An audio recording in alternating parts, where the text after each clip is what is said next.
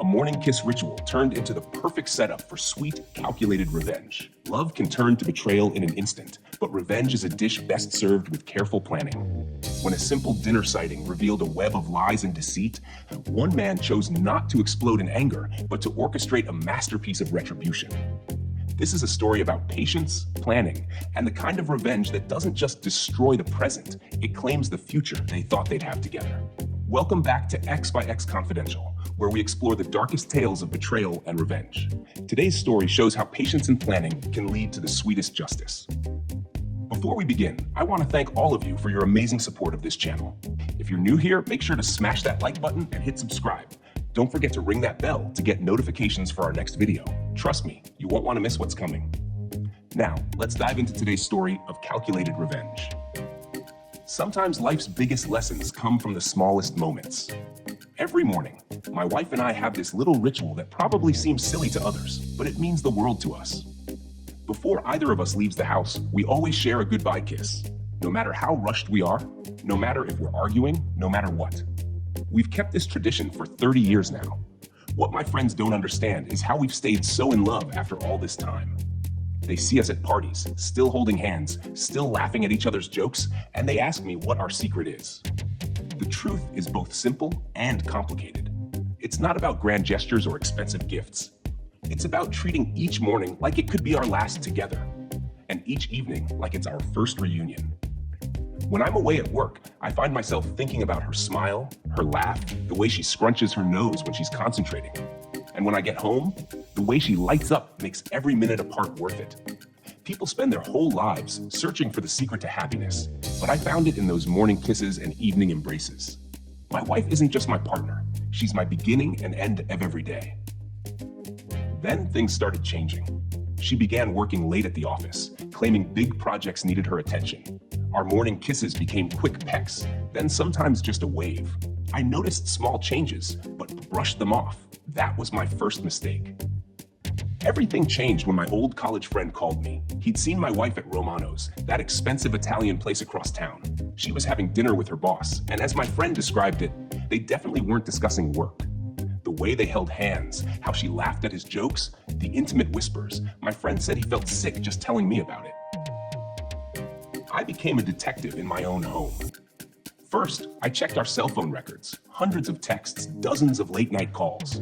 Our shared Netflix account showed strange romantic movies being watched at odd hours when she was supposedly working. I installed a tracking app on our shared tablet, which she often forgot, was linked to her phone. The locations didn't match her stories. Hotels instead of client meetings, his house instead of work conferences. The next step was cameras. Small ones, perfectly legal in our house. I watched as she took calls from him in our kitchen, whispering things that made me sick to my stomach. I hired a private investigator who documented their lunch dates, secret meetings, everything.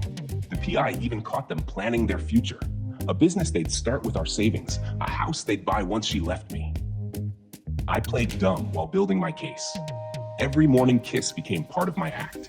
I waited, documented, and planned. The hardest part was pretending everything was normal during family dinners and weekend brunches with friends. Meanwhile, I moved our savings into protected accounts, talked to 4 different divorce lawyers to find the best one, and gathered every scrap of evidence. Then, I found something interesting. Her boss had been embezzling company funds to finance their little dates. Those expensive dinners? Charged to the company card. Their hotel meetings? Filed as business expenses.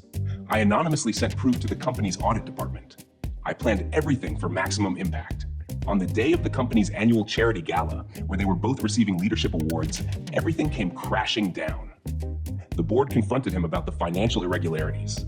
His wife got an envelope full of photos. My lawyer served divorce papers to my wife in front of everyone. Their dreams of running away together shattered as he was escorted out by security, and she stood there holding legal documents. The aftermath was deliciously chaotic. Within 24 hours, both their faces were plastered across industry news sites. The company's investigation revealed he'd embezzled nearly $200,000 over 2 years. Every fancy dinner, every hotel room, every weekend getaway they'd enjoyed had been funded by stolen money. The company pressed criminal charges, grand theft, and fraud. He spent 6 months in county jail before taking a plea deal. His wife didn't just divorce him, she destroyed him. Her lawyer found offshore accounts he'd hidden for years. She got the house, the cars, even his precious boat. He ended up moving in with his elderly mother in Ohio. Last I heard, he's working as a night manager at a gas station. My wife's fall was just as spectacular.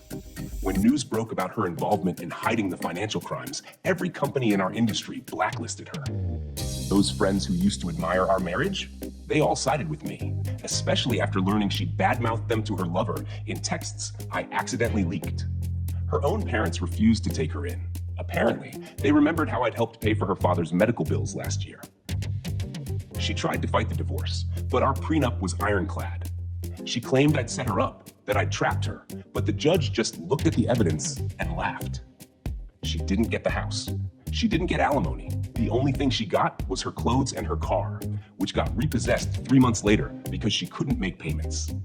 These days, I hear she's living in a studio apartment, working remote customer service jobs under a different name. She tried to start a blog about being unfairly targeted, but it got taken down after I had my lawyer send a friendly reminder about the non-disclosure agreement she signed in the divorce. Those morning kisses are just distant memories now, but I learned a different lesson. Sometimes the best revenge isn't just about destroying someone's present, it's about taking their planned future and making it your own. What would you have done differently in this situation? Would you have exposed them immediately, or do you think the patient approach was better? Leave your thoughts in the comments below. Don't forget to smash that like button and subscribe if you haven't already. Hit the notification bell to catch our next video of revenge and justice served. Stay vigilant, stay smart, and remember, karma always collects its debt.